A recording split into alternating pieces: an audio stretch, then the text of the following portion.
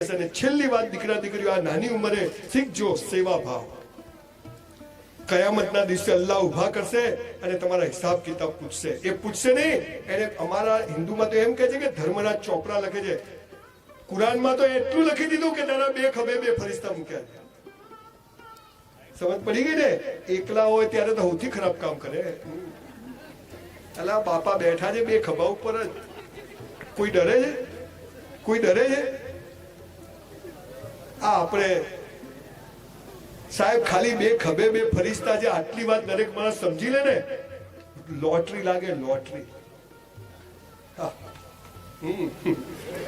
ચલો લોક હેડે. મને ખબર હોય કે મારું જોડું નક્કી છે, તમે કોઈ ચક્કરોમાં પડો.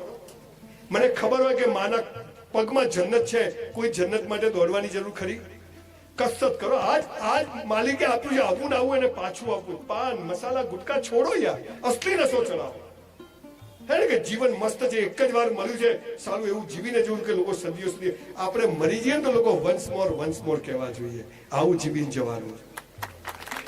આ તો અત્યારે તો મરી જાય તો પેલા ગયા તો કે નિકાલે તો કહેજો. કોઈ જાય નહીં.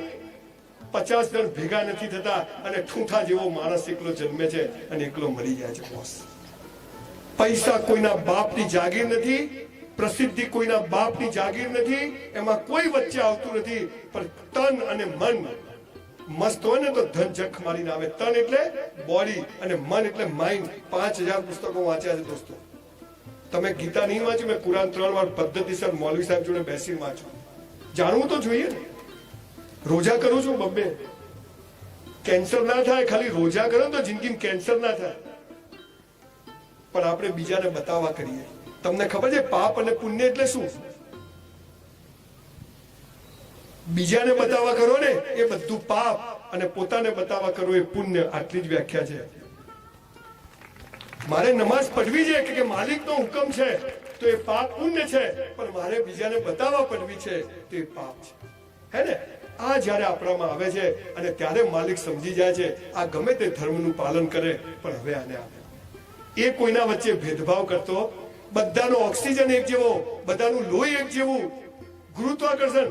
આ મિનારા ઉપરથી હું નીચે પડું તો નીચે જ પડું, પેલા ભાઈ પેલી બેન બધા નીચે, હું આમ ધીમે ધીમે પડું. નરેન્દ્રભાઈ પડે તોય નીચે આવે. એ ગુરુત્વાકર્ષણ બધા માટે સરખું છે. આ માલિક, હું મારી વાઈફને ફોન કરું તો બીજાની વાઈફને ના લાગે? લાગે? સાચો નંબર હોય તો ઘણા જોરદાર હોય. મનીષ લખે ને મનીષા લગાવતા હોય. એની બી મજા છે. આમ તો જીવી લેવું મસ્ત. આપણા તો એક જ ઉસૂલ, મોજ ચાલુ. કાલ આવતું હોય તો આજ આવે, પણ જીવવું તો વટથી જીવવું, મસ્ત જીવવું, ટોપ જીવવું. અને તમે દુખી જો, તમે તકલીફમાં જો, કદી કોઈને કહેતા નહીં બોસ. કેમ કે તૂટેલા ઘરની ઈંટો બી લોકો લઈ જાય છે. તૂટેલા ઘરની ઈંટો બી લોકો લઈ જાય. ખાલી માલિક થી હોટલાઈન વચ્ચે કોઈ દલાલ જોઈએ નહીં. એને કહેવાનું એ પથારી ફરી ગઈ છે, એટલે એ કહેશે કે તું આમ કર. એ જ રસ્તો બતાવશે. અમે એમ કહીએ કે આત્મા, ઇસ્લામે કીધું રૂહ, જે આપણી અંદર છે, જે અંદરથી જતી રહે છે. તો આ જે જતું રહે છે ને આવે છે શું છે? એને ઓળખો. બહુ મોટી વાતો નથી, નાની વાતોથી સફળ થવાય છે.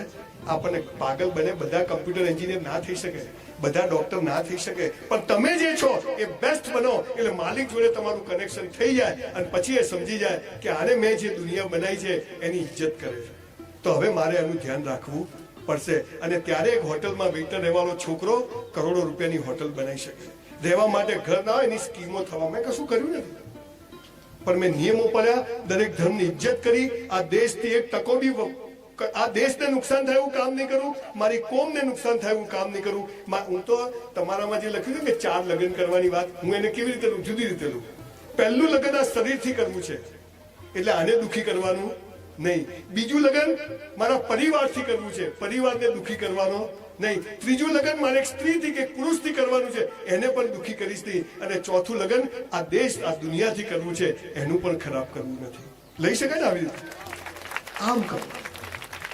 લખ્યું છે, તમારે એનો અર્થ જે લેવો એ લો.